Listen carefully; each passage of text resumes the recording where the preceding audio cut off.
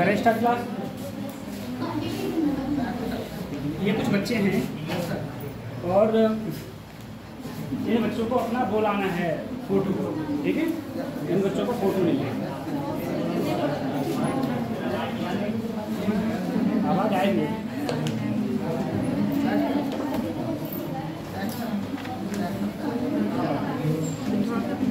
ठीक है, सुनो। जैसे ये है कुशाग्र विश्वकर्मा, ठीक। और जो बच्चे यहाँ पर नहीं आए हैं, अगर कोई उसका फ्रेंड हो तो उसको बता दो।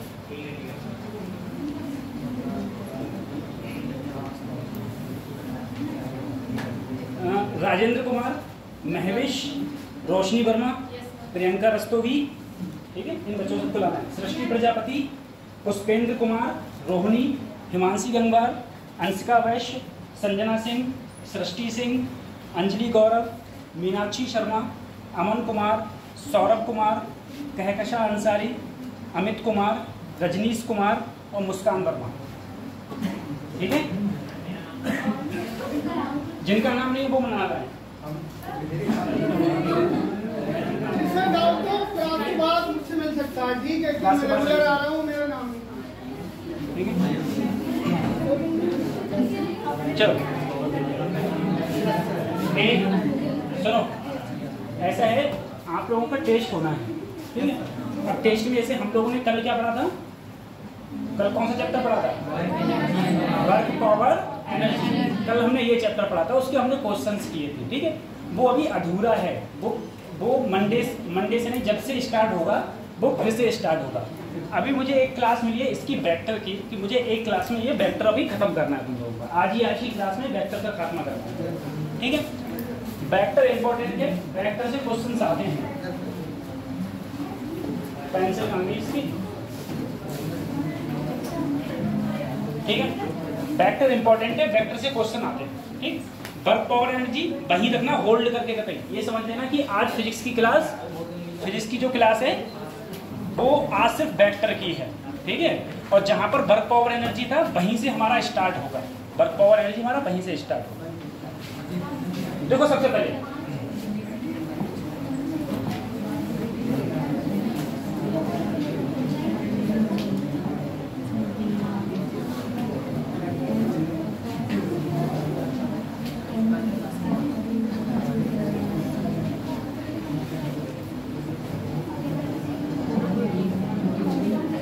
देखो बच्चों, हम लोग एक बचपन से हम लोग पढ़ते आ रहे हैं सदिश और अदिश, सदिश राशि और अदिश राशि।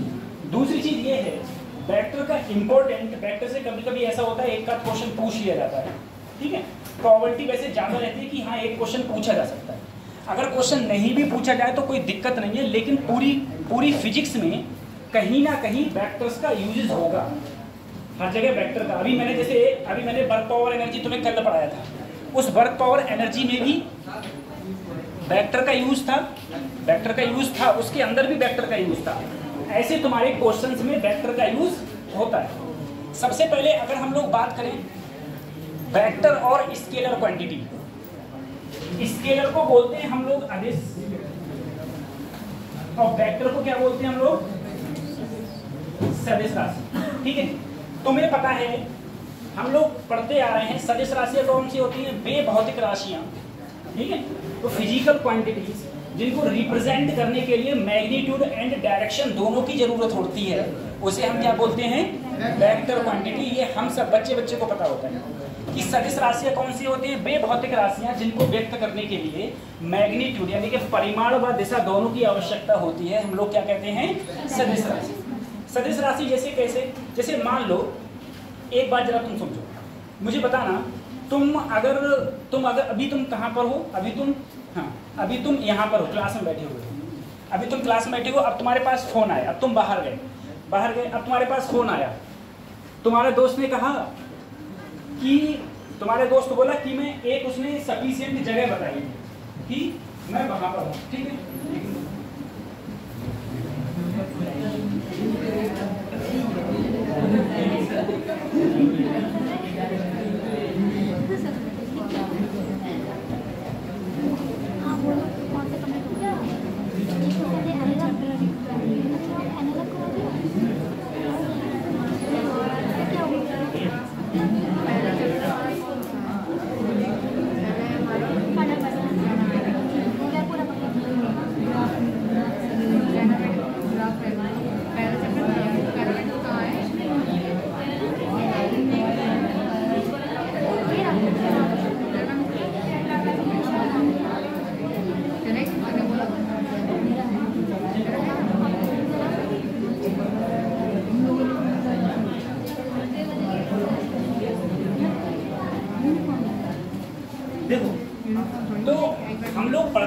सदिश। अब मैंने तुमसे क्वेश्चन कहा, मैंने तुमसे कहा मान लो तुम यहाँ पर हो, तुम्हारे दोस्त ने कहा कि मैं स्टेशन हूँ।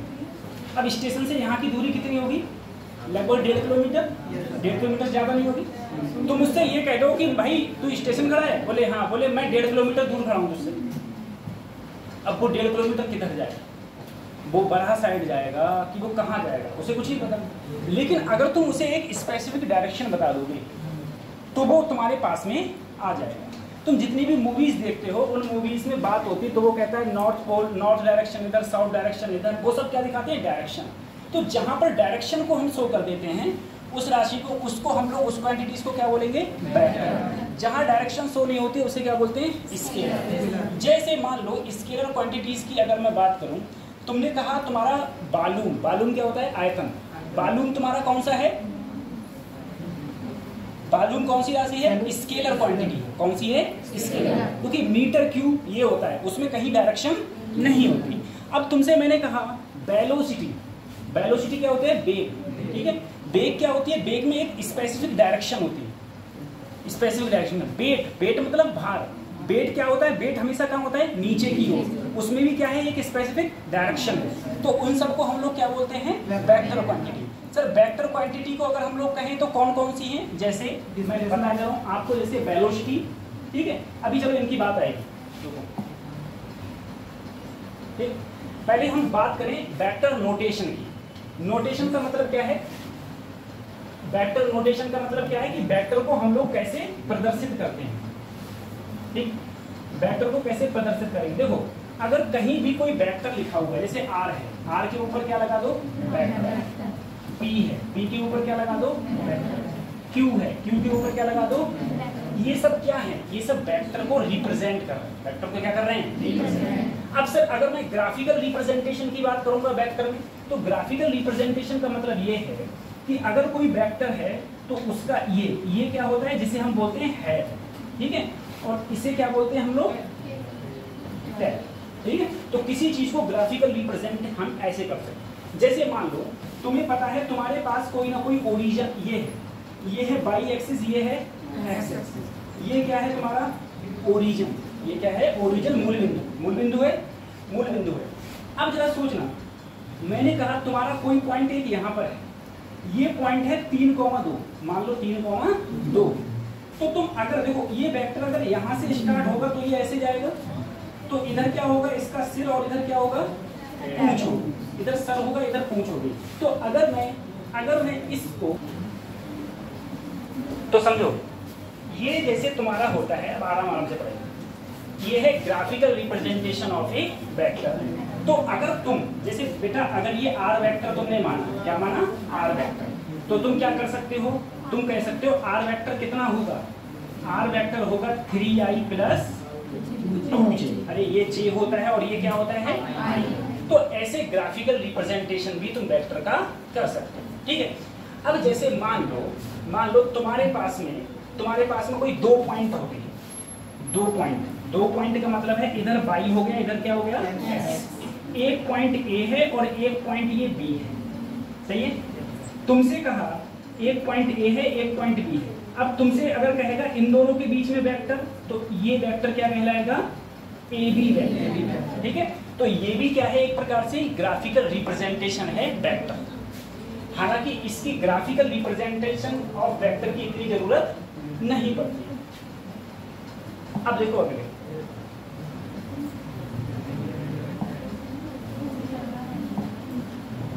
देखो एंगल बिटवीन 2 वेक्टर्स। अब ये चीज है, ठीक है, मैंने इसलिए उसको नोट करने के लिए नहीं कहा, वो इम्पोर्टेंट नहीं है कुछ, ठीक है, तो नोट करो मत करो।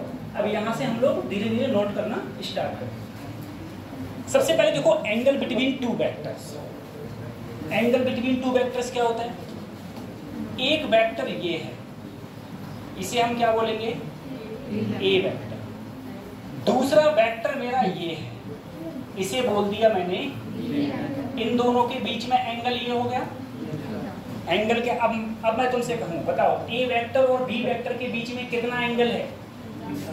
थीटा। ए वेक्टर और बी वेक्टर के बीच कितना एंगल है? थीटा।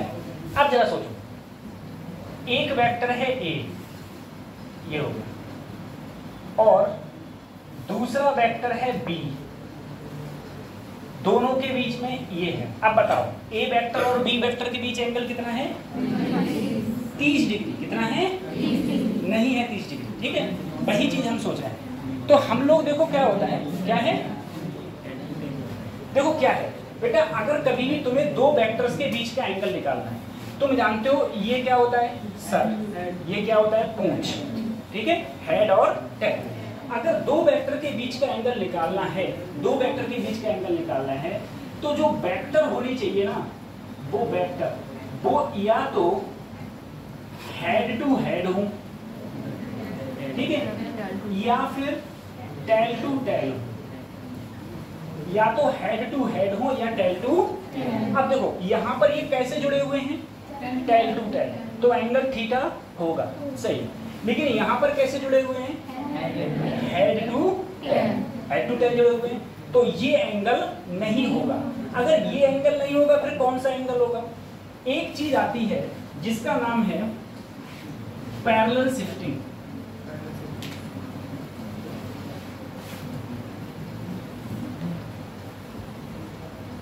अब देखो पैरेलल शिफ्टिंग क्या होता है, पहले ये समझो। सर पैरेलल शिफ्टिंग का मतलब है कि अगर कोई एक वेक्टर इधर है, कोई भी वेक्टर है, इस वेक्टर को अगर मैं पैरेलल शिफ्ट करूं, पैरेलल शिफ्ट करने का मतलब क्या होता है?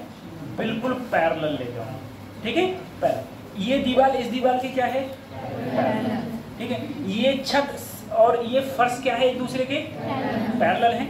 पैरेलल का मतलब ये हो गया कि मैं एंगल को चेंज ना करूं और उसे कहीं से एक जगह से दूसरी जगह ले जाऊं। अगर मान लो मेरा ये है, अगर मैं इसको चेंज ना करूं और ऐसे ले जाऊं, तो क्या मेरा ये पैरेलल हो जाएगा? ये इसके क्या है? पैरेलल। अगर सर इस वेक्टर को मैं पीछे ले जाऊं, ये पीछे ले गया, तो ये भी क्या हो गया? पैरेलल। अगर इस वेक्टर को मैं आगे ले जाऊं, खींच के आगे, तब भी ये वेक्टर इसके क्या है?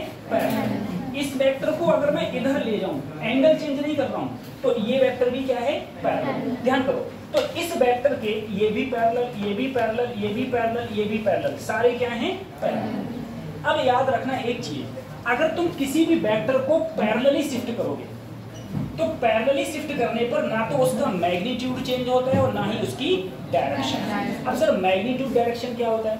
मैग्नीट्यूड और डायरेक्शन क्या होता है? जैसे मान लो अगर कहीं पर लिखा हुआ है 2 मीटर पर सेकेंड ईस्ट डायरेक्शन, ठीक है, ईस्ट, ठीक है, ये लिखा हुआ है, तो देखो 2 क्या है? मैग्नीट्यूड। 2 क्या है? मैग्नीट्यूड। ये मीटर पर सेकेंड यूनिट, और ये क्या है? डायरेक्शन, ठीक है।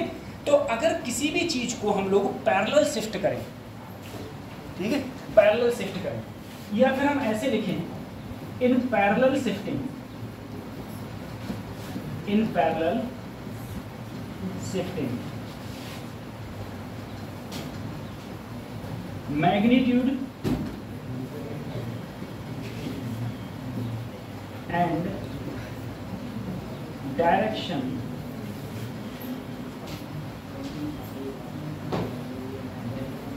are not changed।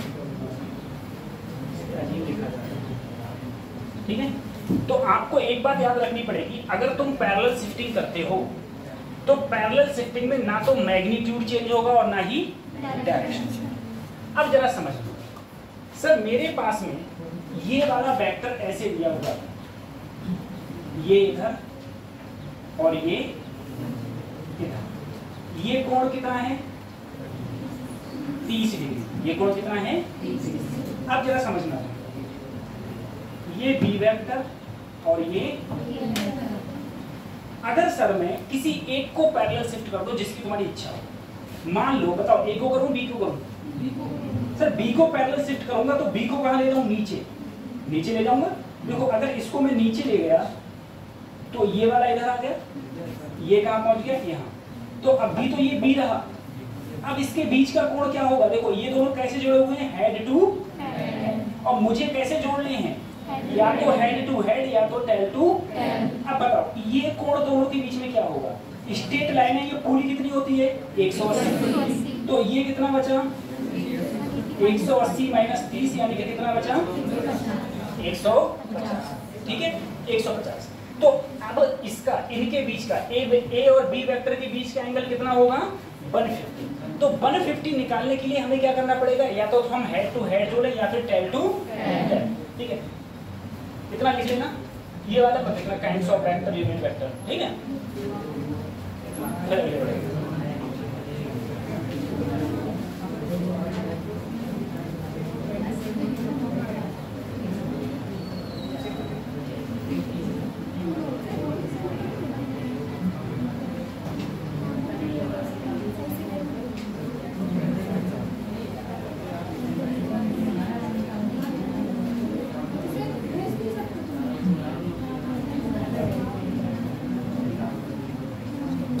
बता दिया,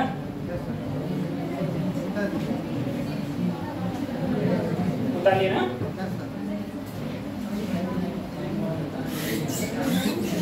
ये देखो, मुझे बताओ एक वेक्टर तुम्हारा ये है,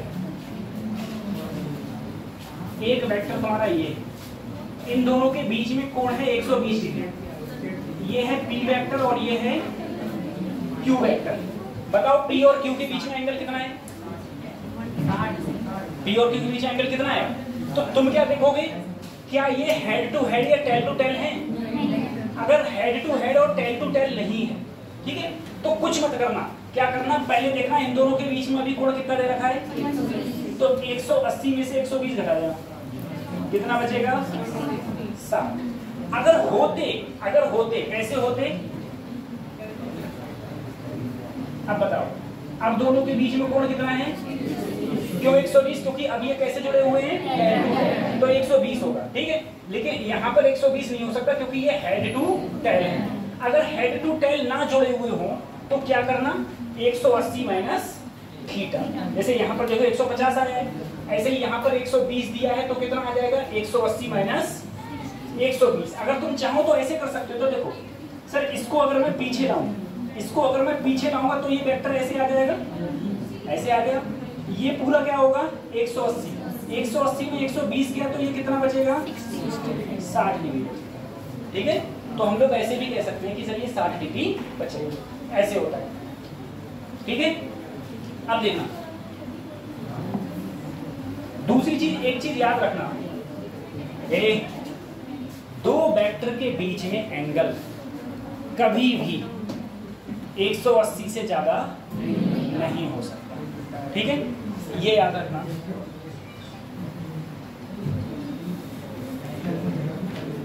angle between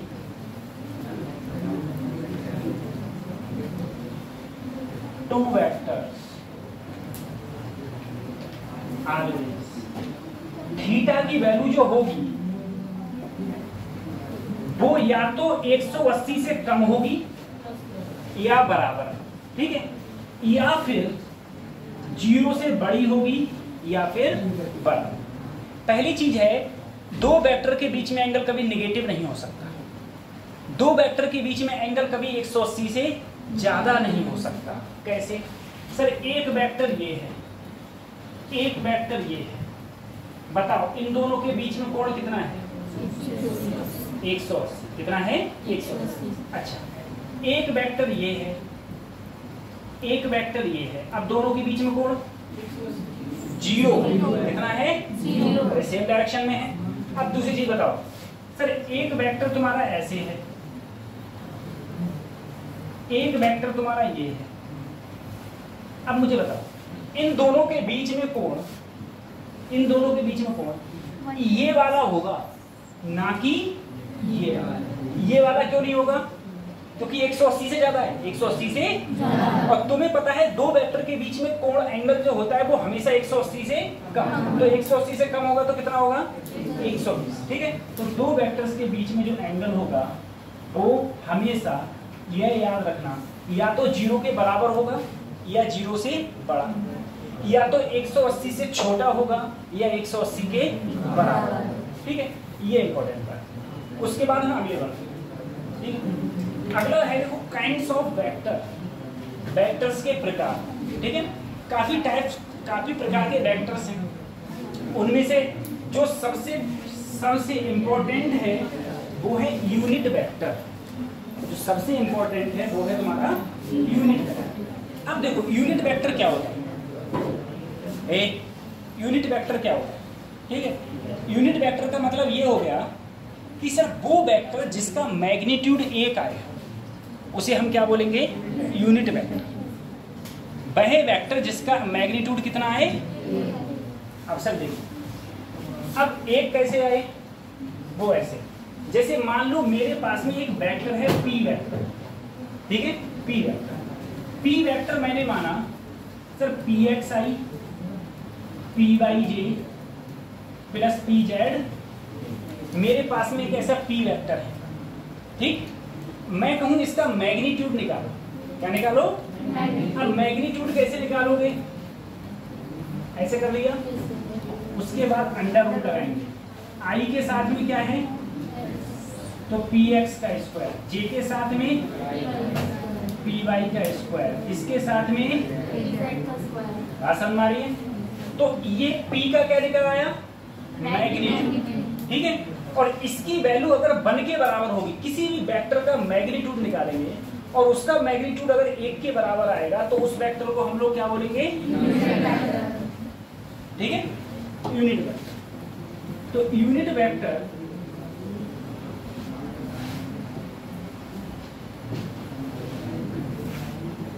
magnitude always magnitude का जो मैग्नीट्यूड होता है यूनिट वेक्टर का, उसका वो हमेशा किसके बराबर होगा, 1। अब ध्यान रखना ये जो यूनिट वेक्टर है ना, ये तुम्हारे ग्रेविटेशन में आएगा, इलेक्ट्रोस्टैटिक्स में भी आएगा, ठीक है, पोटेंशियल में भी आएगा, इलेक्ट्रिक फील्ड इंटेंसिटी में भी, ग्रेविटेशनल फील्ड इंटेंसिटी में भी आएगा, इलेक्ट्रिक फील्ड इंटेंसिटी में भी आएगा, हर जगह आएगा, समझे। अब देखो इसमें, इसको हम लोग डिनोट कैसे करते हैं, पहले ये देखो, जैसे मान लो मेरे पास में कोई ए वेक्टर है, अगर ए वेक्टर का मैं यूनिट वेक्टर कहूंगा तो यूनिट वेक्टर के ऊपर लगाते हैं कैप, इसे बोलते हैं कैप, इसे क्या बोलते हैं। और ये जो होता है वो होता है vector of A upon magnitude of A, ठीक है, क्या होता है, vector A vector upon magnitude of, ये क्या कहलाता है तुम्हारा, यूनिट वेक्टर। ध्यान रखना, ये तुम्हारा कहलाएगा यूनिट वेक्टर, सही है। अब देखो कैसे, अब देखो कैसे बता दिया, फिर इससे क्वेश्चंस कराएं फिर समझ में आएगा।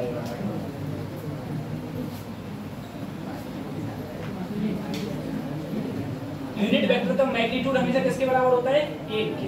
और मैग्नीट्यूड कैसे निकालते हैं, ऐसे निकालते हैं, जैसे ये दिया हुआ है, ठीक है, ये दिया हुआ है, ऐसे हम लोग मैग्नीट्यूड निकालते हैं। मैग्नीट्यूड के हिंदी में बोलते हैं परिणामी, परिमाणी, परिणामी, परिणामी नहीं, परिमाण अलग होता है, परिमाणी अलग होता है, कैसे होता है। देखो बच्चों, मैंने तुमसे एक क्वेश्चन कहा, देखो मैंने तुमसे एक क्वेश्चन कहा, मान लो मेरे पास पी वेक्टर है आई माइनस जे,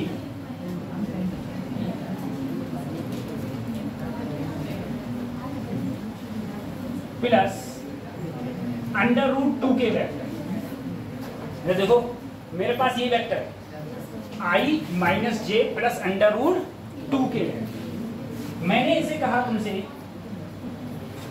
कन्वर्ट करो P vector convert into unit vector.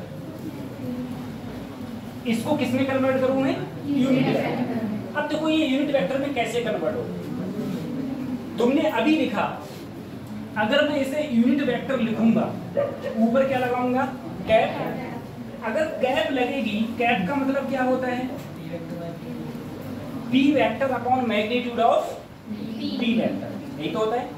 अब सब देखो, अगर मैं इसमें मैग्नीट्यूड निकालूं, अब ध्यान करना मैग्नीट्यूड कैसे निकलता है, मैग्नीट्यूड निकालने के लिए पहले क्या लगाऊं, अंडर, आई के आगे क्या है, ए, तो 1 का स्क्वायर, जे के आगे -1 का, यहाँ पर क्या है √2 का टोटल क्या आएगा बेटा, 4 का कितना आएगा, 2, सही है बेटा। √2 का 2 हो जाएगा और 1 ये हो जाएंगे, तो 2 3 और 1 4, 4 का कितना हो गया, 2। अब कोई दिक्कत ही नहीं है सर। अगर मुझे पी कैप निकालना है तो सबसे पहले मैंने पी वेक्टर लिखा। पी वेक्टर क्या है मेरा, i - j प्लस √2 के अपॉन में क्या है, 2 अपॉन में 2, ठीक है। ये मेरा हो गया यूनिट वेक्टर। ये किस में कन्वर्ट हो गया, यूनिट वेक्टर। आसान ना रही है। तो किसी भी वेक्टर को अगर तुम्हें यूनिट वेक्टर में कन्वर्ट करना है तो तुम ऐसे कर सकते हो, ठीक है। और बेटा अगर मैं इस यूनिट वेक्टर का मैग्नीट्यूड निकालूं तो वो मैग्नीट्यूड का वैल्यू क्या आएगा, 1 आएगा। अगर मैं इसका वैल्यू निकालूं तो इसका वैल्यू क्या आएगा, 1 आएगा। और कुछ बच्चे कहेंगे सर अगर मैं इस वाले वेक्टर को ऐसे लिखूं तो i/2 j/2 √2/2 ऐसे भी लिख सकते हो, ठीक है। कोई कहेगा मैं यहाँ काट दूंगा, काट भी सकते हो, सही है। अगर देखो तुम अगर इस वेक्टर का मैग्नीट्यूड लोगे तो वो किसके बराबर आएगा, सर लेके देखो। अगर मैं इस वेक्टर का मैग्नीट्यूड लेके देखूं, मैग्नीट्यूड में क्या करता हूँ, √, i के साथ में क्या है, 1/2 कितना है, 1/2 का स्क्वायर 1/4 प्लस j के साथ में क्या है, -1/2 क्या है, -1/2 का स्क्वायर 1/4 k के साथ में क्या है, √2। तो √2 का 2 और 2 का 4। अगर सर मैं इसे सॉल्व करूं तो ऊपर भी 4 और नीचे भी 4 से 4 कट गया, क्या आया, √1 का मान क्या आया। तो देखो ये वेक्टर जो था मेरा पी वेक्टर, वो मैंने यूनिट वेक्टर में कन्वर्ट किया, तो यूनिट वेक्टर में कन्वर्ट करके मुझको ये आया, ठीक है। बस तुमको जो वैल्यू याद रखनी है कि यूनिट वेक्टर की वैल्यू हमेशा और हमेशा 1 होती है। यूनिट वेक्टर की वैल्यू हमेशा क्या होती है, 1। और क्या वैल्यू, मैग्नीट्यूड। और मैग्नीट्यूड कैसे निकाला जाता है वो मैंने तुम्हें बता दिया। ऐसे हम लोग इसका मैग्नीट्यूड को फाइंड आउट कर सकते हैं, मैग्नीट्यूड को बता सकते हैं, ठीक है। आज पढ़ लो आराम से, कल की तो छुट्टी है।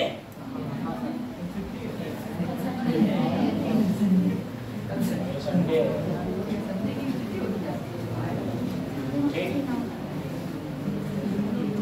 हो गया, पढ़ लो आराम से, पढ़ाते रहेंगे, ठीक है। बीच में 10 मिनट का गैप दे देंगे, 5 बजे छुट्टी हो जाएगी।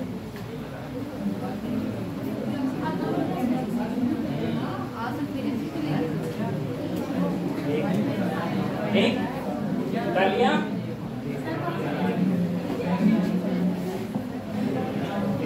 अब देखो ए बच्चों, सबसे पहले देखो वेक्टर क्या है, इक्वल वेक्टर। इक्वल वेक्टर का मतलब क्या है, देखो इक्वल वेक्टर का मतलब ये है, इक्वल वेक्टर का मतलब समझना, जिसके अंदर मैग्नीट्यूड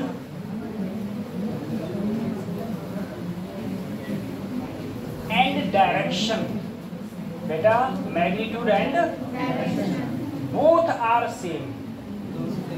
अगर दोनों सेम होंगी तो मैं क्या बोलूंगा, कैसा वेक्टर है, इक्वल। जैसे ए वेक्टर इधर और बी वेक्टर इधर, दोनों की मैग्नीट्यूड और डायरेक्शन दोनों क्या है, सेम। अगर दोनों सेम है तो उसे हम बोलेंगे इक्वल वेक्टर, ठीक है, इक्वल। मतलब ऐसा नहीं हो कि जैसे ये कुछ और हो, ये कुछ और हो, डायरेक्शन सेम हो ना, तो नहीं। अब जैसे एक बात सर, कैसे, मान लो मैंने कहा 2 मोटरसाइकिल हैं, दोनों मोटरसाइकिल पूरब की ओर जा रही है, पूरब की ओर, दोनों की जो स्पीड है ना वो 50 किलोमीटर पर घंटा है, तो दोनों कैसे होंगे, इक्वल वेक्टर, इक्वल वेक्टर हैं। अब मैं कहूँ दोनों जा तो रहे सीधे पूरब की ओर, लेकिन एक का है 50, एक का है 40, क्या वो इक्वल वेक्टर होंगे, क्यों, क्योंकि उनका मैग्नीट्यूड सेम नहीं है, डायरेक्शन तो सेम है लेकिन क्या सेम नहीं है, मैग्नीट्यूड, तो वो सेम नहीं होंगे। अब देखो पैरेलल वेक्टर, पैरेलल वेक्टर का मतलब क्या है, पैरेलल वेक्टर का मतलब होता है वो वेक्टर जो सेम डायरेक्शन में हों, सेम डायरेक्शन में हों। अब मुझे बताओ, एक बंदा है वो पूरब की ओर जा रहा है 30 किलोमीटर पर आवर है, एक जा रहा है 20 किलोमीटर पर आवर, क्या दोनों की डायरेक्शन सेम है, डायरेक्शन क्या है दोनों की? सेम है। अगर दोनों की डायरेक्शन सेम है तो हम बोलेंगे वो दोनों एक दूसरे के कैसे हैं? पैरेलल। क्या बोलेंगे? पैरेलल। ठीक है, भले उनका मैग्नीट्यूड सेम हो या ना हो, अगर सेम होगा तब भी वो क्या रहेंगे? पैरेलल रहेंगे। और सेम अगर नहीं रहेगा तब भी क्या रहेंगे? जैसे मैंने कहा इस दीवार के ये पेन पैरेलल है पैरेलल, ये भी ऊपर की और ये भी, तो दोनों ये एक दूसरे के क्या हैं? पैरेलल। लेकिन क्या मैग्नीट्यूड सेम है? नहीं, दीवार लंबी है, ये क्या है? छोटा है। ठीक है, अब मान लो मैं एक डंडा ऐसा, अब उसके बाद मैंने कहा ये दीवार इस दीवार के पैरेलल है कि नहीं है? है। इन दोनों का मैग्नीट्यूड सेम है। तो बच्चे मुझे बताओ इन दोनों दीवारों को मैं पैरेलल वेक्टर बोलूंगा, इक्वल वेक्टर बोलूंगा? तो बेटा इक्वल वेक्टर भी है और पैरेलल भी है, इक्वल भी है और बात समझ आ रही है? अब ध्यान रखना इक्वल में क्या होता है? इक्वल में होता है मैग्नीट्यूड और डायरेक्शन दोनों सेम हो। पैरेलल में क्या होता है? मैग्नीट्यूड सेम हो भी सकता है और लेकिन डायरेक्शन हमेशा क्या रहेगी? डायरेक्शन हमेशा सेम रहेगी। ठीक है, इन पैरेलल वेक्टर डायरेक्शन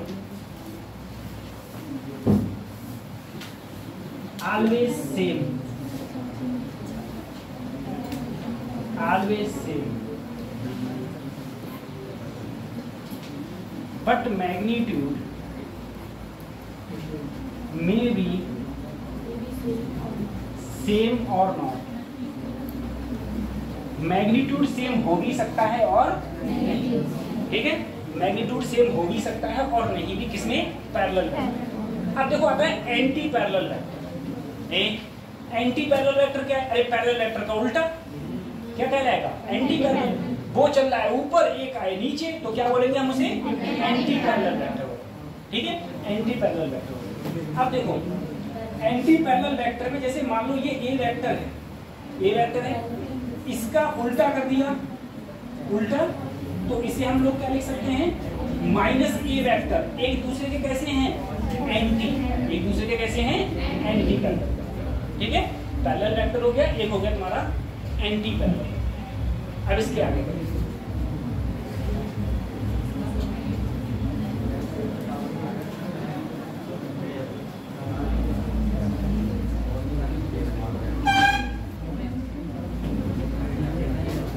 बता लिया?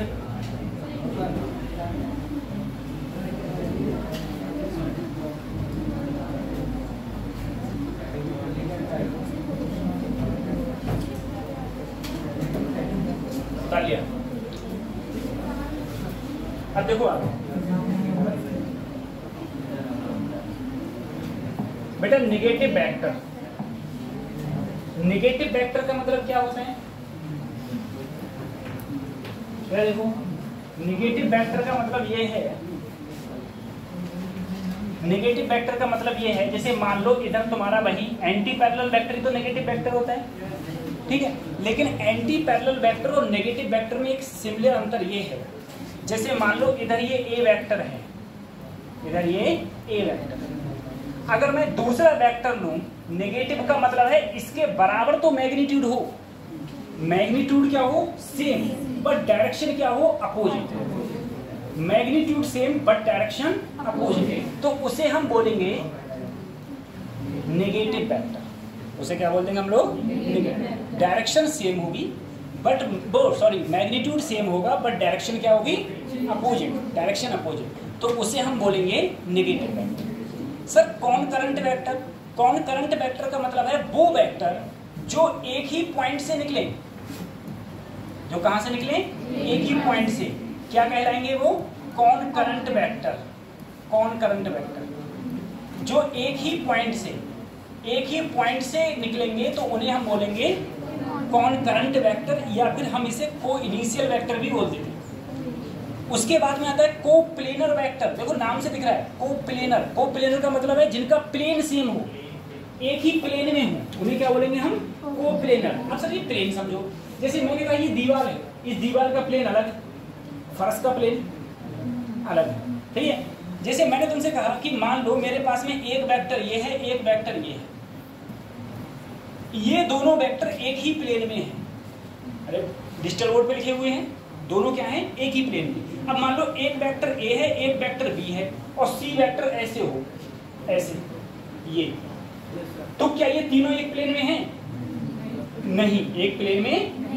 प्लेन कौन कौन से होते हैं बेटा? प्लेन कौन कौन से हैं? देखो, एक प्लेन होता है, जैसे मान लो ये हो गया x, ये हो गया y और ये हो गया, तो ये वाला प्लेन कौन सा कहलाएगा सर? x और y।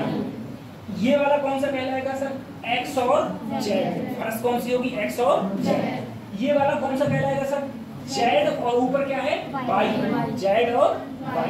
ठीक है, ये प्लेन होते हैं। प्लेन का मतलब ही होता है दो डायमेंशन। प्लेन का मतलब क्या होता है? दो डायमेंशन। ठीक है, जो भी चीज दो डायमेंशन में है उसे हम लोग प्लेन बोलते हैं। प्लेन में। ठीक है, जैसे हम पहाड़ को क्या प्लेन बोलते हैं? क्यों नहीं बोलते पहाड़ को प्लेन? वो ऊबड़ खाबड़ है। ठीक है, ऊबड़ खाबड़। हम अपनी साइड को प्लेन बोलते हैं क्योंकि यहाँ पर क्या है? बिल्कुल सपाट है। ठीक है, तो कोप्लेनर का मतलब हो गया वो वेक्टर जो सेमी प्लेन में होंगे, यानी कि एक ही प्लेन में होंगे, उन वेक्टर को हम लोग क्या बोल देंगे? Coplanar vector. ठीक है, कोप्लेनर वेक्टर। सर ये आता है, ऐसा पूछा नहीं आता है कुछ, हो गया। अब देखो, एक है ऑर्थोगोनल वेक्टर, इसके बारे में और देख लेना बेटा। ऑर्थोगोनल का मतलब समझ देना, परपेंडिकुलर एक दूसरे के। अगर दो वेक्टर एक दूसरे से परपेंडिकुलर है, परपेंडिकुलर मतलब 90 डिग्री पर है, 90 डिग्री पर है, तो उन वेक्टर्स को हम लोग बोलते हैं ऑर्थोगोनल वेक्टर। ऑर्थोगोनल वेक्टर का मतलब ये है, एक वेक्टर तुम्हारा ये है और दूसरा वेक्टर तुम्हारा ये है, दोनों वेक्टर एक दूसरे से कितना कोण बना रहे हैं? अगर दो वेक्टर एक दूसरे से 90 डिग्री का कोण बना रहे हैं तो उन्हें या तो तुम परपेंडिकुलर वेक्टर बोल दो, क्या बोल दो? परपेंडिकुलर, या फिर बोल सकते हो तुम उसे ऑर्थोगोनल वेक्टर। ठीक है, तो उस वेक्टर को हम लोग परपेंडिकुलर वेक्टर या फिर ऑर्थोगोनल वेक्टर बोल सकते हैं। ठीक है, चाहो तो ऑर्थोगोनल वेक्टर बोल दो, तब भी कोई दिक्कत नहीं। ठीक है, ऑर्थोगोनल का मतलब ही हो गया लंबवत, एक दूसरे के कैसे हैं? परपेंडिकुलर। ठीक, परपेंडिकुलर मतलब लंबवत ऐसे मतलब। ठीक, जैसे ये फर्श है, ये फर्श इस वाले प्लेन पर क्या है? लंबवत है, ऑर्थोगोनल है, ऑर्थोगोनल। ठीक, अब देखो मैं इसका डेरिवेशन नहीं करा रहा हूं तुम्हें, एडिशन और सब्ट्रैक्शन का।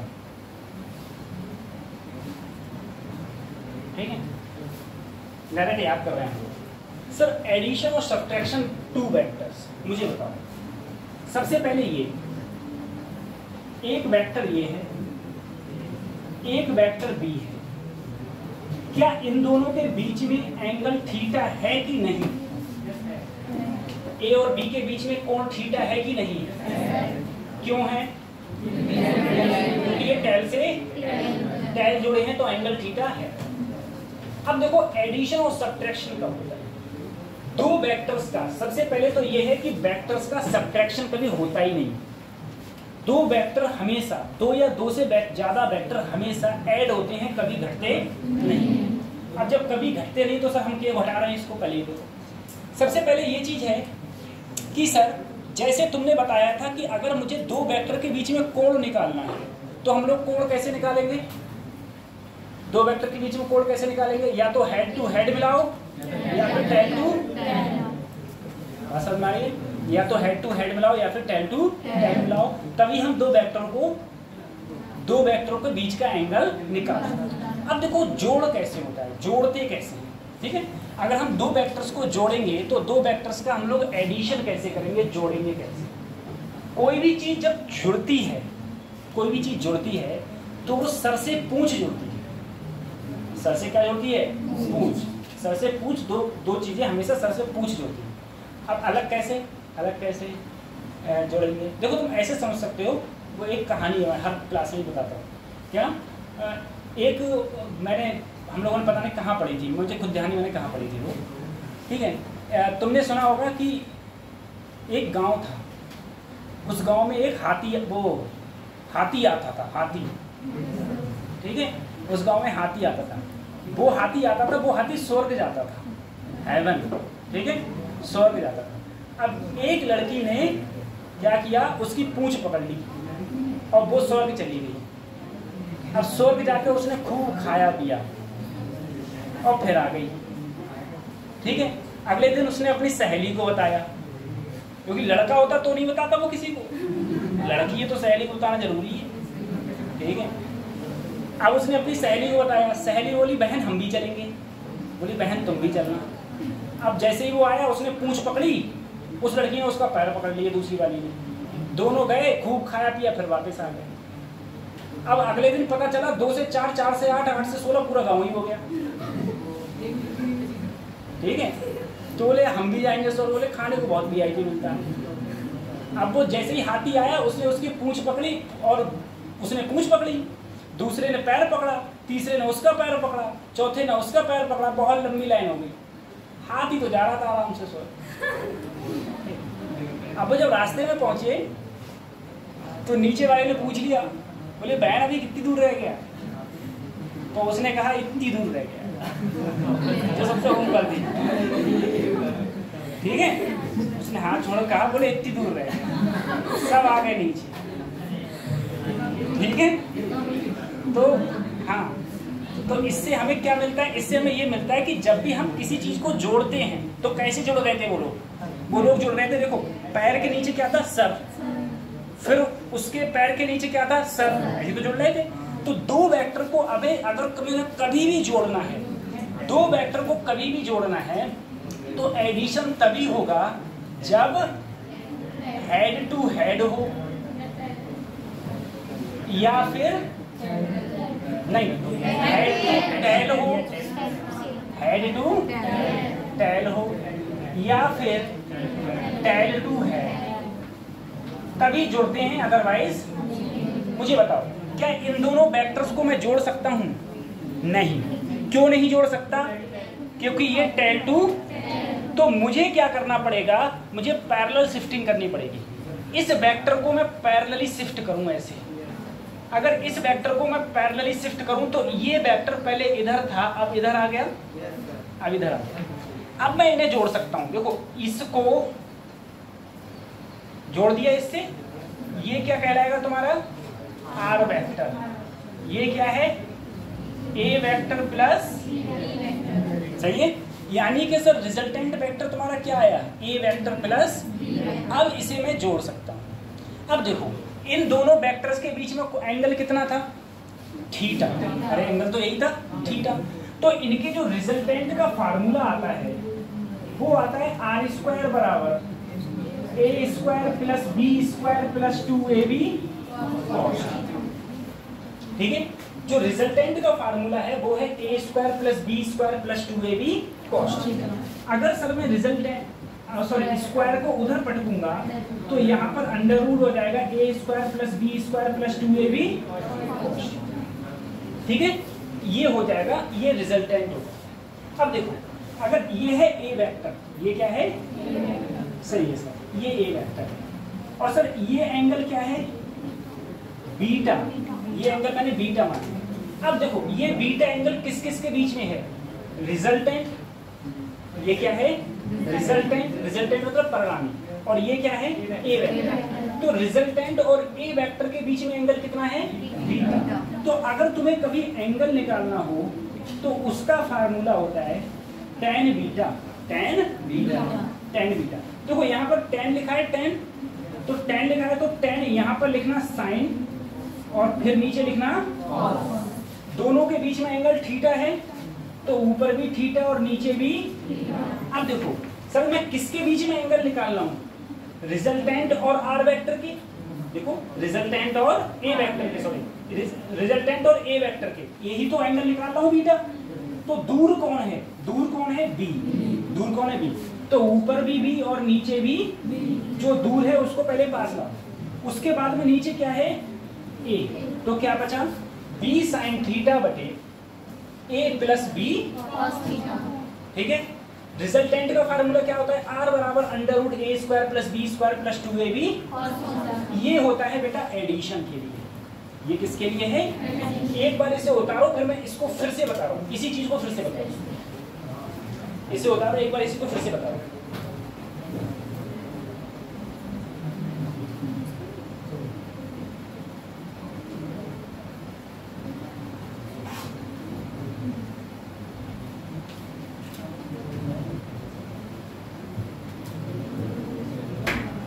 आप कैसे उतारोगी? फोटो खींच लोगी? कौन गांव से आती हो? अमखेड़ा? ये किधर पड़ता है? अच्छा,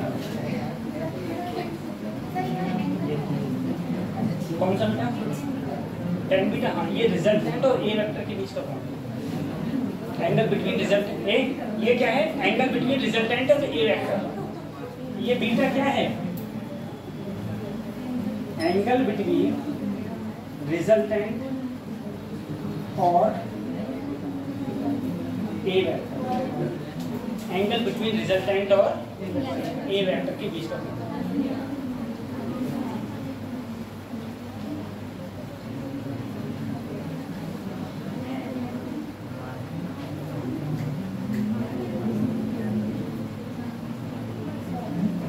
हो गया? चलो,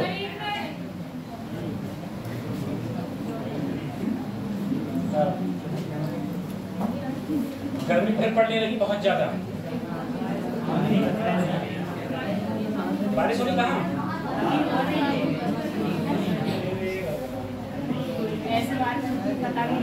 अच्छा तो ना ही हो, बता लिया। आप देखो,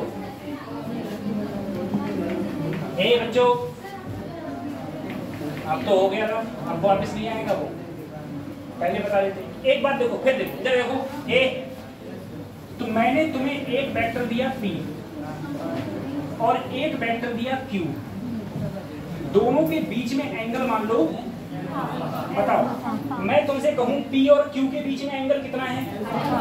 अल्फा है, ठीक। अगर मैं इन दोनों का रिजल्टेंट बोलूं तो दोनों का रिजल्टेंट कहाँ होगा? Q बीच में, क्योंकि सर जी इसको तुम पैरेलल शिफ्ट करोगे तो ये इधर नहीं पहुंच जाएगा, तो यही तो दोनों का रिजल्टेंट होगा, इसे बोलेंगे रिजल्टेंट। और रिजल्टेंट हमेशा क्या होता है? P वेक्टर, और दूसरा वेक्टर क्या है? Q vector. क्या है? Q vector. अगर मैं रिजल्टेंट का वैल्यू निकालूं तो तुम कैसे निकालोगे? Under root P square plus cos alpha. Cos क्या आएगा? अरे दोनों के बीच में एंगल अल्फा है ना, तो क्या आएगा? अब तुम देखो, उसके बाद अगर मैं इस वाले एंगल को कुछ भी मानो इस एंगल को मैंने गामा माना, क्या माना? अब मैं कहूँ बताओ रिजल्टेंट और पी वेक्टर के बीच में एंगल क्या होगा, तो तुम क्या लिखोगे? सबसे पहले tan गामा। क्या लिखोगे? अब बताओ tan क्या होता है? साइन बटे, ठीक है। दोनों वेक्टर के बीच में कोण कितना है? तो यहाँ भी अल्फा और यहाँ भी कर दिया। अब देखो बेटा, तुम देख लो, तुम ये गामा निकाल रहे हो तो इधर P है, इधर R है, तो दूर कौन है जहां पर ये टच नहीं कर रही? कौन है? Q। तो जो दूर है उसे पास लाए, और यहाँ क्या है? P, तो P को प्लस कर, P को क्या कर दिया? अब दूसरा देखो बेटा, अगर मैं इस एंगल को बीटा मान लूं, इस एंगल को क्या मान लिया? बीटा। बताओ ये एंगल क्या हो? अब ये एंगल कौन सा है? Q वेक्टर और रिजल्टेंट के बीच में, Q और रिजल्टेंट के बीच में, तो क्या लिखोगे? tan beta. तो सबसे पहले tan को क्या लिखोगे? sin upon cos। दोनों वेक्टर के बीच में एंगल अल्फा, तो अल्फा, ठीक है। उसके बाद देखो बेटा, मैं इन दोनों के बीच में निकाल रहा हूं, तो दूर कौन है? P। तो जो दूर है उसको पास ले आए, पास ले आए, और इन दोनों को देखो यहाँ पर कौन सा है? Q, तो Q को प्लस, ठीक है। तो tan बीटा का फार्मूला ये हो जाएगा, सही है? tan बीटा, ऐसे tan गामा। अब ऐसे अगर तुम्हें कोई भी वेक्टर हम लोग देंगे, कोई भी वेक्टर देंगे, तो तुम फटाफट, अगर मैं एंगल पूछूंगा तो तुम ये वाले फार्मूला अपने आप ही डेवलप कर सकते हो, ये वाले फार्मूला अपने आप डेवलप हो जाएंगे, ठीक है। ये याद नहीं करने पड़ेंगे ज्यादा। उसके बाद में एडिशन के बाद हम बात करेंगे सब्ट्रैक्शन की, ठीक है।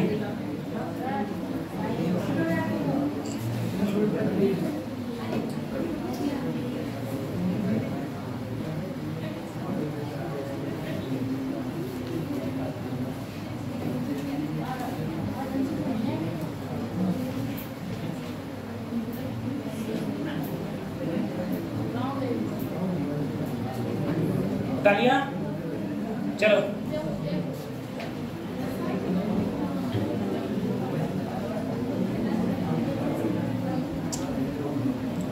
बता लिया। अब देखो सर, अगर कभी भी सब्ट्रैक्शन आए, इधर देखो, मैंने कहा मान लो इधर वेक्टर है तुम्हारा P, इधर वेक्टर है Q। इधर देखो, अगर मुझे सब्ट्रैक्शन का मतलब है सर P माइनस Q, ये होता है घटाना, लेकिन मैं दो वेक्टर को कभी घटा नहीं सकता, तो मैं इनको ऐसे लिख सकता हूं P vector plus minus Q vector. मैं कैसे लिख दूंगा? P vector plus minus Q vector. समझ आ रही है? देखो प्लस माइनस माइनस ही तो होते हैं, ठीक है। अब सर मेरा एक वेक्टर तो है P, ये वेक्टर कौन सा है?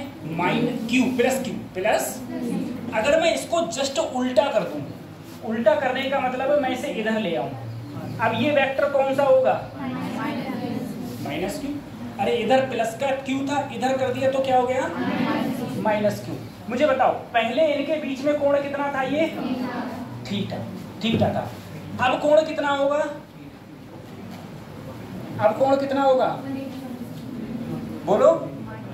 180 माइनस, देखो पहले तो ये थीटा था, अब पहले थीटा किसके बीच में था? P और, अब 180 माइनस थीटा किसके बीच में है? P और, क्योंकि मुझे यहाँ पर रिजल्टेंट निकालना है P और माइनस Q के बीच, ठीक है।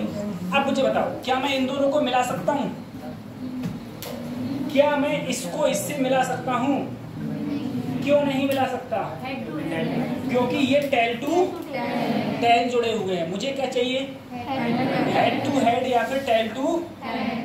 तो मैं क्या करूं सर जी? मैं क्या करूं? अरे इसको शिफ्ट करूं, इसको क्या करूं? अगर इसको शिफ्ट किया तो ये यहां पर आ गया, अरे ये माइनस Q यहां आ गया। अब बताओ मैं इससे इसको मिला सकता हूं? अरे ये अब तो मिला सकता हूं सर, अब तो इसको इससे मिला सकता हूं, ठीक है। तो ये तुम्हारा कहलाएगा रिजल्टेंट, और रिजल्टेंट क्या कहलाएगा? P वेक्टर प्लस माइनस का, बात समझ आ रही है? P वेक्टर माइनस का। अब देखो सर, अगर कभी भी सब्ट्रैक्शन हो, सब्ट्रैक्शन का मतलब ये हो गया कि P वेक्टर माइनस, तो जो रिजल्टेंट का फार्मूला आता है, रिजल्टेंट का जो फार्मूला आएगा वो आएगा R स्क्वायर बराबर P square plus Q square minus 2PQ cos theta, ठीक है। पहले यहाँ पर क्या आता था? प्लस कब आता था? प्लस तब आता था जब R वेक्टर बराबर A vector plus B vector होता था। अगर माइनस होता है तो यहाँ पर क्या आएगा? माइनस। तो ऐसे ही अगर मैं R को करूं तो R क्या हो जाएगा मेरा? Under root P square plus Q square minus 2PQ। समझ आ रही है? ये ऐसे तुम्हारा क्या हो जाएगा? रिजल्टेंट। हालांकि जितने भी क्वेश्चंस पूछे गए हैं प्रीवियस ईयर में या उससे भी पहले, तो वो ज्यादातर जो क्वेश्चन पूछे गए हैं वो R वेक्टर बराबर P vector plus Q vector पर पूछे गए। R वेक्टर बराबर P vector plus Q vector पर पूछे गए, ठीक है। R वेक्टर बराबर A vector minus B vector पर क्वेश्चन नहीं पूछे गए, और इसके एंगल पे तो कतई नहीं पूछे गए। इसका जो कोण है, जो एंगल है, उस पे बिल्कुल भी क्वेश्चन नहीं पूछे गए, ठीक है। तो अगर कभी सब्ट्रैक्शन होगा तो याद रखना R वेक्टर बराबर under root P square plus Q square minus 2PQ cos theta, ठीक है। और अगर कभी प्लस होगा तो R वेक्टर बराबर P square plus Q square plus 2PQ cos theta, ठीक है। ये तुमको ऐसे याद रखना। सर आपने कहा था कि tan to tan अगर जुड़ा हो तो थीटा वही होगा, लेकिन यहाँ पर 180 माइनस थीटा का थीटा। बेटा यहाँ पर हम रिजल्टेंट किसके बीच में निकालना है? P और माइनस Q। तो P है मेरा ये, माइनस Q है मेरा, तो इन दोनों के बीच में कोण यही तो होगा। ये किसके बीच में कोण है? थीटा, P और Q की। और मैं किसके बीच में देख रहा हूँ? P और, ठीक है।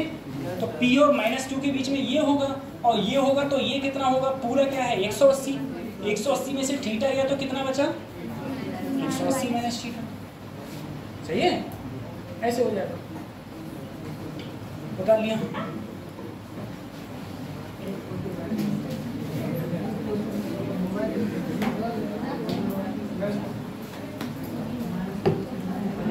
तुम्हारी छुट्टी कितने बजे होती है? हाँ 1:30 बजे। कौन सी वाली बिल्डिंग क्लास लगती है? New building. न्यू बिल्डिंग कहाँ है?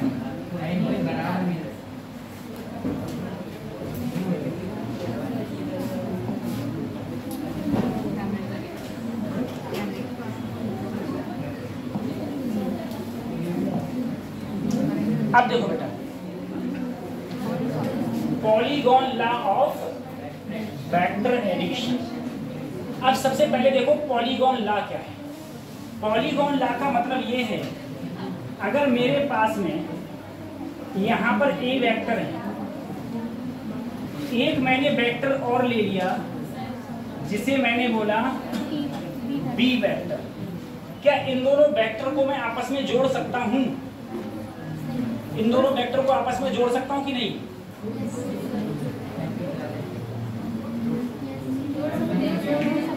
जोड़ सकते हैं। क्यों जोड़ सकते हैं? क्योंकि हेड टू टेल है, ठीक है। तो जोड़ेंगे, अगर मैं इन दोनों वेक्टर को आपस में जोड़ूंगा तो क्या वो ये नहीं हो जाएगा, ये वाला यही तो होगा, और ये क्या होगा ए वेक्टर प्लस, समझ में आ गया? अब मैंने क्या किया सर, मैंने एक वेक्टर और ले लिया, इस वेक्टर को मैंने क्या बोला सी वेक्टर, क्या बोला? अब मुझे बताओ, क्या मैं इसको इससे जोड़ सकता हूँ? हाँ जोड़ सकता हूँ, क्योंकि ये तीनों कैसे जुड़े हुए हैं? Head to tail, head to tail, head to tail, कैसे जुड़े हुए हैं? तो अगर मैं इन तीनों को जोड़ूंगा तो ये वेक्टर यही तो हो जाएगा। अब ये वेक्टर क्या कहलाएगा? तो कौन कौन जुड़े हैं इसमें? A vector plus B vector plus C vector. सही है। अब मैंने क्या किया, एक वेक्टर और ले लिया, इसे मैंने बोला मान लो बी वेक्टर। अब बताओ, क्या मैं ए vector, B vector, C vector, D vector चारों को जोड़ सकता हूं? चारों को जोड़ूंगा तो यहां से अगर इसे मिलाऊं तो ये क्या कहलाएगा? ए वेक्टर प्लस बी वेक्टर। सही है। इस लॉ को हम लोग बोलते हैं बेटा पॉलीगॉन लॉ। पॉलीगॉन कैसे भी वेक्टर हो, आप सभी देखो कैसे, जैसे मान लो इधर देखो P वेक्टर, मैंने कहा सही, तुम बोले Q वेक्टर, मैंने कहा सही, तुम बोले R वेक्टर, मैंने कहा सही, तुम बोले S वेक्टर, भाई वेक्टर है, P vector, Q vector, R vector, S vector. अगर मैं कहूं इन सबका रिजल्टेंट क्या होगा तो तुम क्या करो, यहां से इसको जोड़ दो। अगर मैं इसको इससे जोड़ूंगा, इसको इससे जोड़ूंगा तो ये रिजल्टेंट क्या कहलाएगा? P vector, Q vector, R vector plus, यही तो रिजल्टेंट कहलाएगा, P vector, Q vector, R vector, S vector. ये तुम्हारा रिजल्टेंट होगा, ठीक है। तो पॉलीगॉन लॉ ये कहता है जितने भी वेक्टर हैं सबको जोड़ दो, लेकिन जोड़ेंगे तभी जब head to tail to tail या हेड टू हेड वेक्टर जुड़ने वाले नहीं, ठीक है। और अगर टेल टू टेल या हेड टू हेड वेक्टर होंगे तो पहले हम लोग उसकी पैरेलल शिफ्टिंग करेंगे।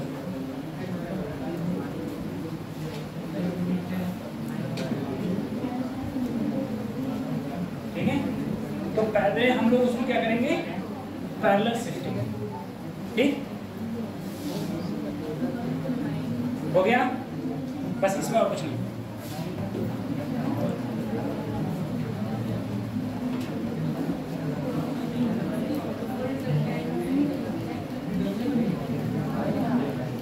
बता लिया। तो अभी अभी तक जो हमने अभी तक मैंने जो पूरे 1 घंटे में तुम्हें पढ़ाया है उसमें तुम्हारे मतलब का क्या है? तुम्हारे मतलब का सिर्फ वो है r बराबर under root a square plus b square plus 2ab, बस बाकी कोई मतलब नहीं। कर लिया? ठीक है। और एक यूनिट वेक्टर उतार लिया ये।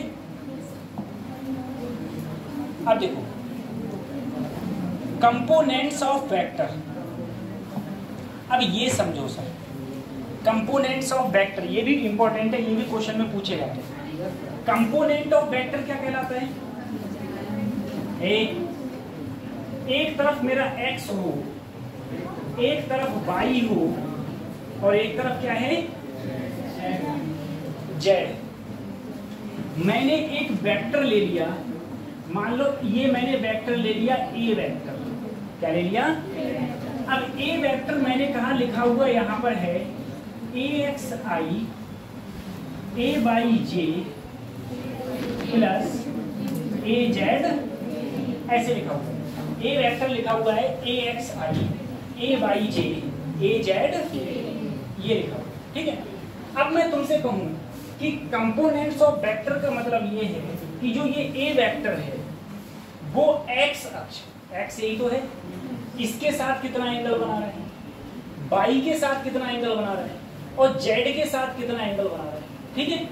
तो वो चीज क्या कहलाएगी? तुम्हारी कंपोनेंट्स ऑफ वेक्टर। जैसे समझो सर कैसे, मैंने कहा यहाँ पर मेरे पास में 3 डायरेक्शन है, चलो ऐसे लिखो, ये 3 डायरेक्शन है, ये है x, ये है y, ये है z। ठीक है।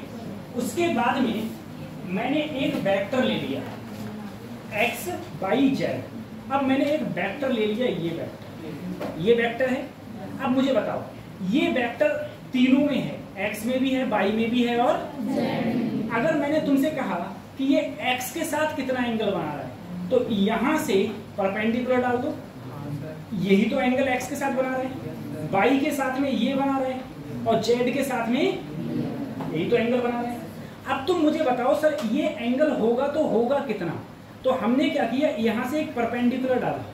अगर मैंने यहाँ से परपेंडिकुलर डाला तो ये x को जितने पर काटेगा वो कहलाएगा तुम्हारा ax। क्या कहलाएगा? अगर मैं यहाँ से परपेंडिकुलर डालूं और ये y को जितने पर काटेगा वो y क्या कहलाएगा? ay। क्या कहलाएगा? और यहाँ से मैं z पर डालूं, z पर, तो ये z पर जितने पर काटेगा वो क्या कहलाएगा? अब तुम मुझे बताना सर ये मेरा x है, ये क्या है? अरे सर मेरा ये वाला x है, मैंने यहाँ से परपेंडिकुलर डाला तो ये मेरा ax और ये एंगल है। तुम्हें पता है एंगल के सामने हमेशा क्या होता है? लंब। परपेंडिकुलर क्या होता है? लंब होता है। और ये क्या हो गया? कर्ण। ये क्या हो गया? कर्ण। तो सर मेरा ये क्या है? आधार। अब मुझे क्या क्या पता है? मुझे लंब नहीं पता है, मुझे ये आधार पता है, क्योंकि x को कितने पर काटेगा? ax पर। y को कितने पर काटेगा? ay पर। और z को? तो सर अगर इसको x को ax पर काटेगा तो ये हो गया आधार और ये हो गया कर्ण, ये हो गया। तो मैं ऐसा फार्मूला देखूंगा कि जिसमें आधार और कर्ण आए। जैसे कैसे सर, मैं अगर यहाँ से परपेंडिकुलर डालूं, अगर मैं यहाँ से परपेंडिकुलर डाला तो वो यहाँ काटेगा, ये x ही तो है, काटेगा। सर ये कोण ही तो x के साथ बना रहा है ये। मैंने कहा मान लो x के साथ में एंगल कितना बना रहा है? अल्फा। तो सर ये जहां पर ये काटेगा तो ये वाली जो डिस्टेंस है, ये वाली डिस्टेंस कहलाएगी तुम्हारी ax। क्या कहलाएगी? ax। और सर ये हाइपोथेनियस है, कर्ण है। बेटा हमेशा ध्यान रखो 90 के सामने हमेशा क्या होता है? कर्ण। इंग्लिश में बोलते हैं हाइपोथेनियस। ठीक है सर, ये कितना होगा? ये होगा मैग्नीट्यूड ऑफ ए वेक्टर। अरे ये लंबाई कितनी होगी? Magnitude of. और आधार कितना है? ax। अब तुम बताओ अगर मैं इसमें कॉस रखूं, कॉस अल्फा क्या होता है? आधार बटे कर्ण। तो सर बेस कितना है मेरा? ax। और कर्ण कितना है हमारा? Magnitude of A vector. ये कॉस अल्फा, ये किसके साथ एंगल बनना है? ए वेक्टर और एक्स एक्सिस के बीच में एंगल ये है। इसी प्रकार से angle between x axis and और क्या ए वेक्टर। उसी प्रकार से सर अगर मैं इस वाले एंगल को क्या ले लूं बीटा, मुझे बताओ ये एंगल किस किस के बीच में है? वाई और ए वेक्टर के बीच में है। अगर मैं इसे कॉस बीटा लूं तो जैसे यहां पर ए एक्स था ऐसे यहां पर क्या होगा ए वाई अपॉन मैग्नीट्यूड ऑफ। इसी प्रकार से अगर मैं जेड एक्सिस के साथ लूं, जेड एक्सिस के साथ मैंने एंगल क्या मान लिया गामा, तो जेड के साथ में क्या होगा ए जेड अपॉन मैग्नीट्यूड ऑफ। क्या तुम ए मैग्नीट्यूड ऑफ ए वेक्टर निकालना जानते हो? कैसे निकलता है मैग्नीट्यूड ऑफ ए? तो बेटा अगर इसका हम मैग्नीट्यूड ए वेक्टर निकालते तो ऐसे आता अंडर रूट ए एक्स स्क्वायर ए वाई स्क्वायर, ठीक है, ये तुम्हारा आता मैग्नीट्यूड। तो मैग्नीट्यूड तुम्हारा इस प्रकार से, ठीक।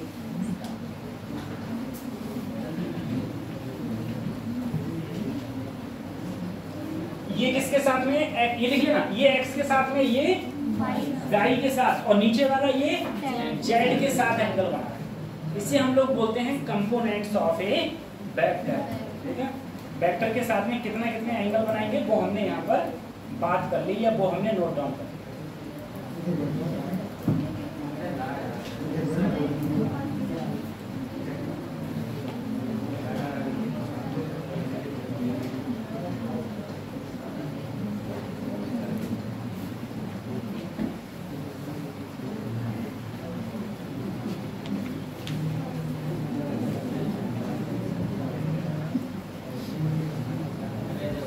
बता लिया।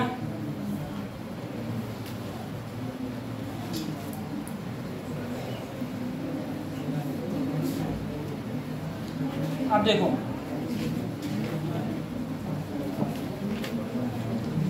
एक बार बताओ, मैंने कोई एस वेक्टर लिया, एस वेक्टर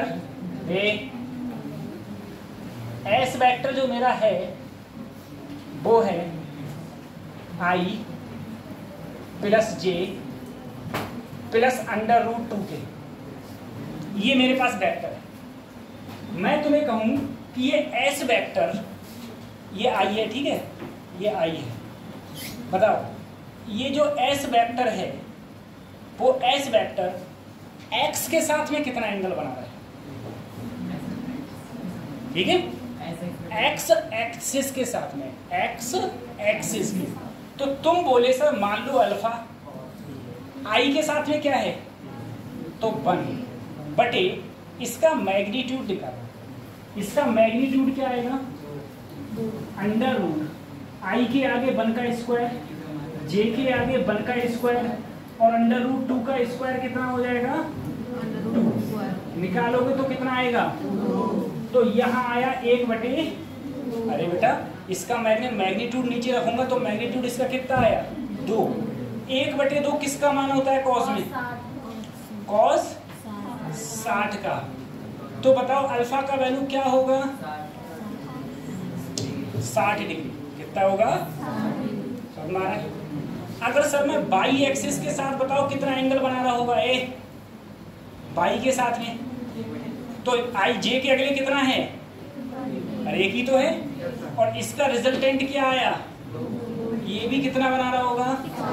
मुझे बताओ जेड के साथ में कितना बना रहा होगा, तो यहाँ क्या है अंडर रूट, और नीचे क्या है बेटा, इसको काटेंगे 1 बटे अंडर रूट, 1 बटे 2 अंडर रूट, तो कॉस में किसकी वैल्यू होती है, बोलो कॉस, कॉस से कॉस कट गया तो कितना वैल्यू आएगा, गामा का मान ही आएगा। अब बताओ ये x के साथ में कितना एंगल बना रहा है 60 डिग्री, x के साथ में 60, सर जी y के साथ में 60 डिग्री, z के साथ में 45 डिग्री, 45, ठीक है। इस टाइप से तुम्हारे क्वेश्चंस होंगे कि तुम्हें एक वेक्टर दे देगा और तुमसे कहेगा बताओ वो वेक्टर x के साथ में कितना एंगल बना रहा है, y के साथ में कितना एंगल बना रहा है, और z के साथ में कितना एंगल, ठीक है। वो सब हम लोग इस टाइप से निकाल सकते। ये पावर बैंक किसका है? किसी बच्चे का है? हैं? और किसका ये बता लिया?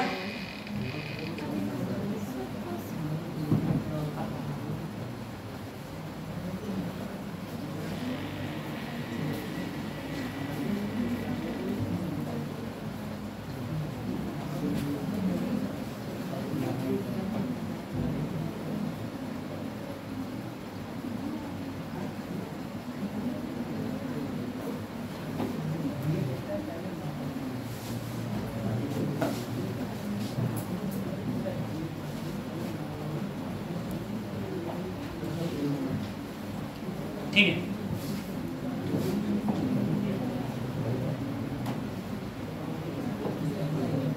ये क्वेश्चन है।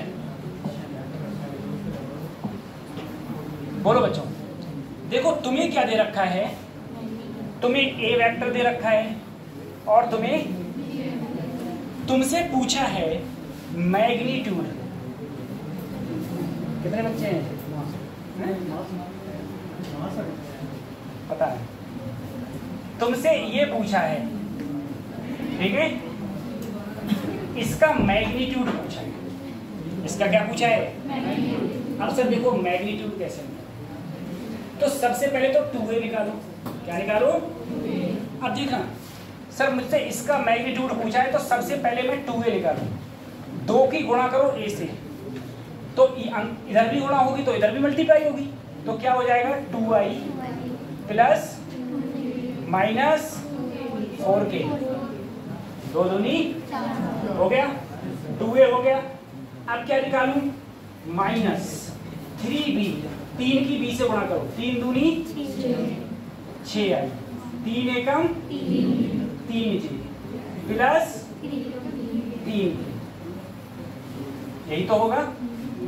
उसके बाद में बेटा ऐसे करो, 2i 2j minus 4k, minus अंदर जाएगा तो माइनस का 6i प्लस का 3j माइनस का, अरे plus minus minus minus plus minus.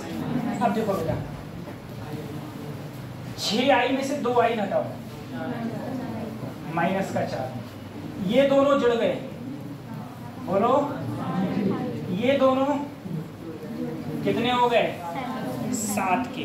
तो ये जो वैल्यू मेरी निकल के आई है, ये क्या आई है? ये सर 2a माइनस 3b तो है, 2a माइनस।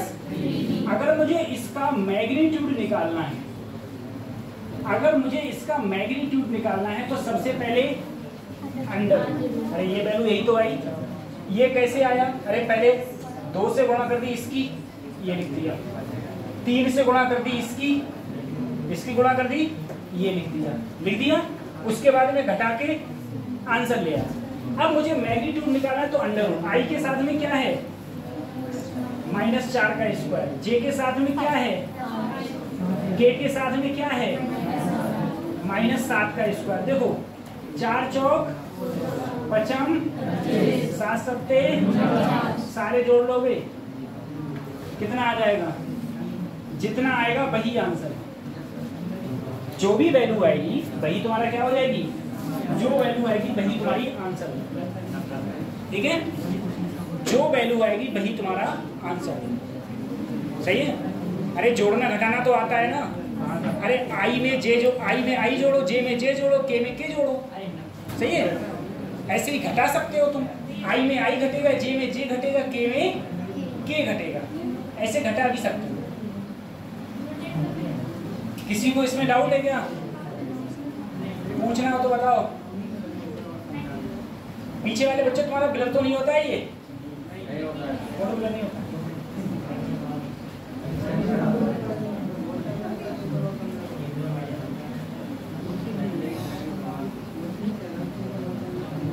अब तो टेक्नोलॉजी बहुत फास्ट हो गई है,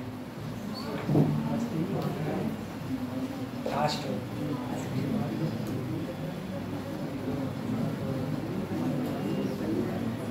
अगर टेक्नोलॉजी के एडवांटेज में डिसएडवांटेज और डिसएडवांटेज ज़्यादा एडवांटेज तो बहुत कम स्टूडेंट लेगा, डिसएडवांटेज ज़्यादा हो गया। रिचार्ज महंगा हो जाए 5 गुना।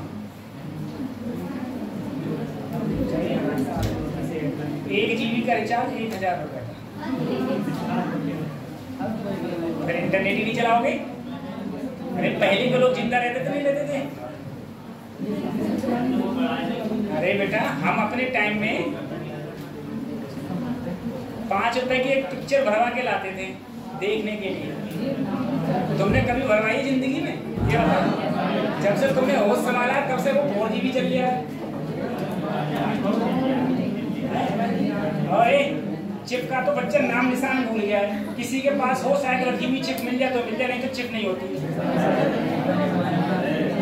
पहले 2 GB की चिप, 500 MB की चिप, 4 GB की, 8 GB की, 16 GB, 32 GB, 64 GB और 128। इतनी चिप तो 256 ठीक है। तो चिप मोबाइल में लगा देते थे, सब भूल जाएंगे। उठा लिया, चलो।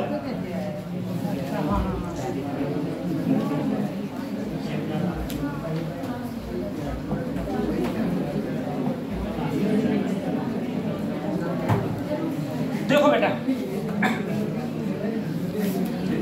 प्रोडक्ट ऑफ 2 रूल, 2 रूल से देखो। बेटा प्रोडक्ट 2 टाइप के हैं। एक है तुम्हारा स्केलर प्रोडक्ट, एक है तुम्हारा वेक्टर प्रोडक्ट। स्केलर प्रोडक्ट को हम लोग बोलते हैं, या तो तुम ये बोल दो क्या, डॉट प्रोडक्ट, और वेक्टर प्रोडक्ट को हम लोग क्रॉस प्रोडक्ट। इसे बोलेंगे हम लोग स्केलर प्रोडक्ट या फिर डॉट प्रोडक्ट। इसे बोलेंगे हम लोग वेक्टर प्रोडक्ट या फिर क्रॉस प्रोडक्ट। ठीक है, ये प्रोडक्ट है। अब इन दोनों की हम लोग चर्चा करेंगे, एक स्केलर प्रोडक्ट की और एक फिर वेक्टर प्रोडक्ट की। ठीक है, स्केलर प्रोडक्ट की और वेक्टर प्रोडक्ट की हम लोग बात करें। सबसे पहले हम लोग बात कर रहे हैं स्केलर प्रोडक्ट या फिर डॉट प्रोडक्ट, इसमें बात करते हैं।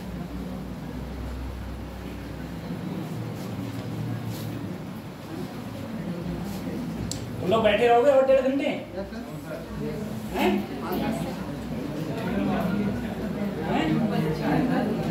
पैरों में दर्द तो पैर ऊपर कर लो ना बेटा। कैल्शियम की कमी है तुम्हारे अंदर, या तो धुंध पियो नहीं तो कैल्शियम की गोली खाओ। और दूध कभी थैली वाला पीना मत। जो तुम लोग गांव में होते हो, इस शहर में अमूल का दूध ले आओ, ये ले आओ, दूधिया कितना ही पानी मिला के दे, लेकिन उसमें कुछ मात्रा में 1 लीटर दूध लोगे तो 250 ग्राम तो दूध मिलेगा ही। ज़्यादा में ज़्यादा क्या करेगा, 750 ml पानी मिला देगा, लेकिन कम से कम 250 ग्राम तो दूध है। और वो थैली वाला है ना, वो तो आधे लीटर में दूध, उसमें 1 बूंद नहीं है। वो कैसे बनाया जा रहा है तुम बताओ। अरे तुम एक बात सोचो, तुमने अपनी जिंदगी में कितनी डेयरी देखी है, बड़ी बड़ी जितनी डेयरी देखी है वो डेयरी वहीं की वहीं खत्म हो जाती है। दूध उनका मतलब आस पड़ोस के लोग ही ले लेते हैं, या 2-4 लोग बाहर ले जाते हैं। गांव से जो दूध आता है, गांव में खुद इस समय दूध की इतनी बड़ी किल्लत है कि पड़ोसियों को दूध नहीं मिल रहा है, इतनी बड़ी किल्लत है।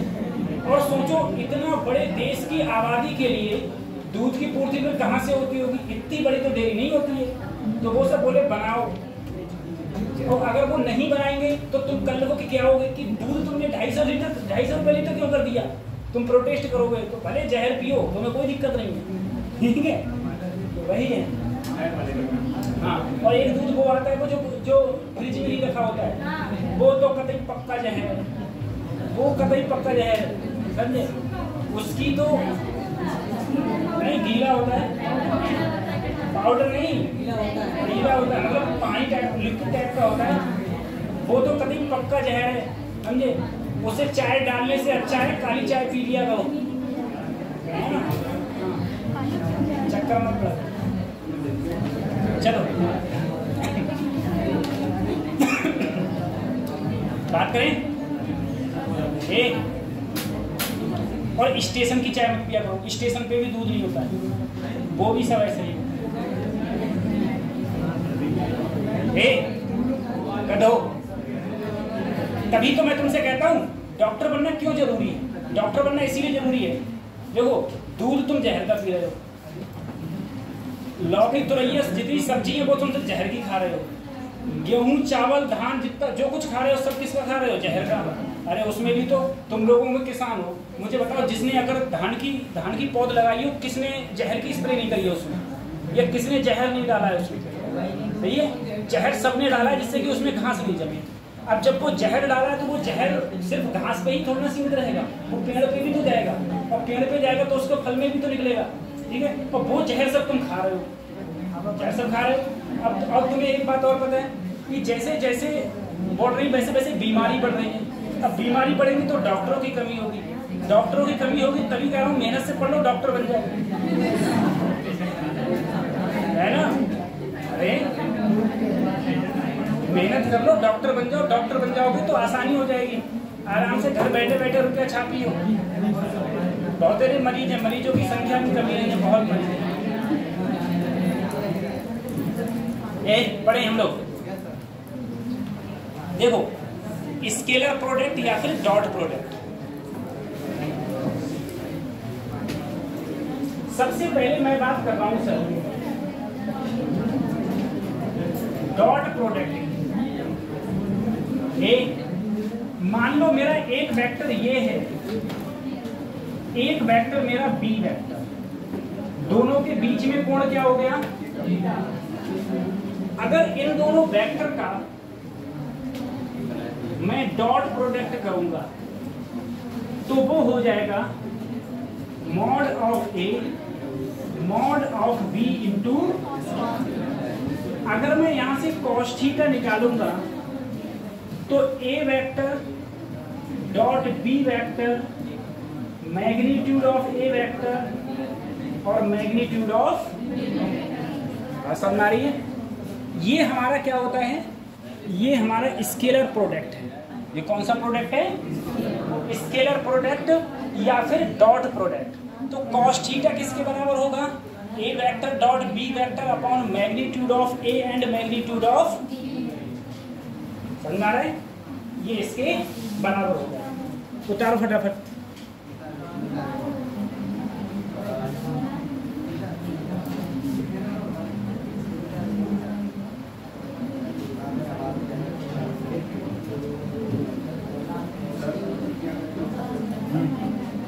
एक मिनट।